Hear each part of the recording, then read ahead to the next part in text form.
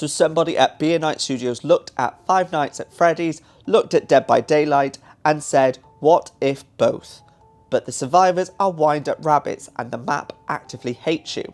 And honestly, based decision, absolutely based.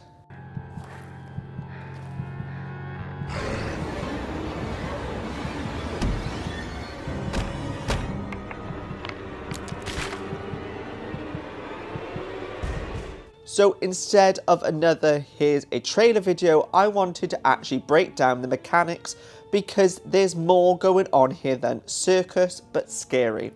And some of it is generally clever. Let's get into it. Quick context because this one has been cooking for a while. Carnival Hunt started as a Kickstarter from Beer Night Studio back in 2023. So this isn't some rushed cash grab riding that Five Nights at Freddy's adjacent horror wave. It's been in the oven for a few years. The setup, 5 players are wind-up bunnies, 1 player the carnival monster, first person, both sides, but the last part matters more than it sounds. Nobody gets a floaty third person camera advantage. If you can't see it, the game can't see it either. Objectives simple on paper. Bunnies escape, monster doesn't let them. Actual execution considerably less simple. Here's the hook that got me. In most of these multiplayer horror games, the killer is just functionally immortal. Not here. Both the bunnies and the monster run on a charge from winding keys. Let your keys run down as the monster and you'll die too. That's a real design choice and I think it's smart because it kills the one side just camps and waits for the clock to time out.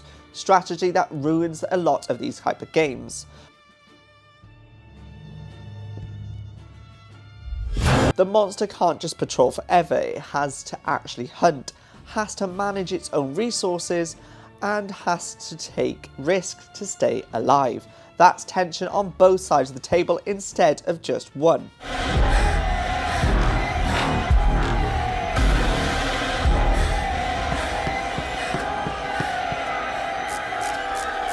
And getting caught isn't instant death either. Bunnies get a shot at recovery. It's only when you've got no gears left and the monster catches you that it's actually time to die. Which brutal way to put it, but that's the game's own words, not mine. When it's final, it's final. This is the part I think is the real selling point. The carnival is randomly generated outside of the main atrium with the merry-go-round. Rooms don't stay put, they move floors, they swap locations, sometimes they just aren't there anymore. You cannot main map this thing at all, which selfishly is probably terrible for content creators, but great for actual gameplay.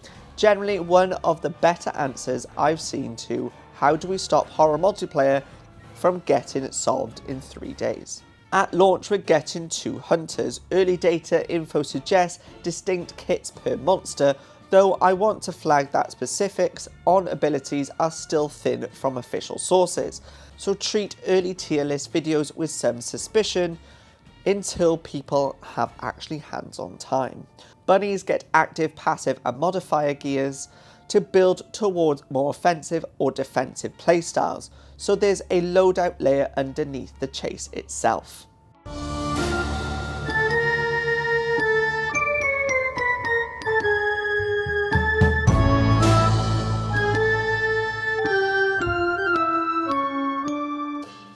Quick lore aside because the pack knows I can't resist one. There's a figure referenced to as the Puppet Master that shows up as a greater scope presence behind all this. Details are vague right now, which either means there's a slow burn narrative planned across future content drops, or it's set dressing that never pays off. Generally can't tell you which yet, flagging it as unconfirmed. We'll know more once the community's had its time on the early access. The tagline they're using is doing some real work too. Paraphrasing here, it's basically the circus used to be loud and fun, now it's silent and violent. I'll give you this. There were some moments of greatness. Who's hungry?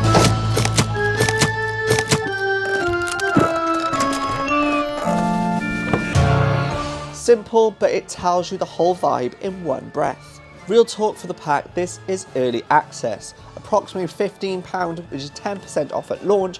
One map to release, 2 hunters. Beer Night Studios has been upfront that the content variety is a current gap, not core systems, meaning the loop is apparently done. They just need more maps and more monsters layered on over time. If you've been burnt by the horror multiplayer genre early access before, and I know a lot of you have, the honest answer is the bones sound generally solid here.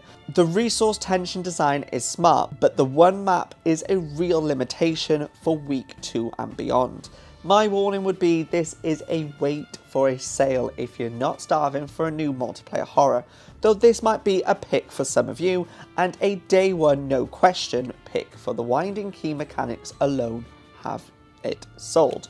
I'll have more information for you once the game is finally out, and I will keep you updated in the next videos. That's Carnival Hunt, dropping July the 23rd on Steam. If Beer Night Studio nail the post-launch content, this could generally carve out its own space instead of being that multiplayer horror genre. I'll hopefully be back with a more hands-on impressions video once it's live, so if you don't want to miss that, you know what to do. Like, subscribe, and I'll see you in the next one.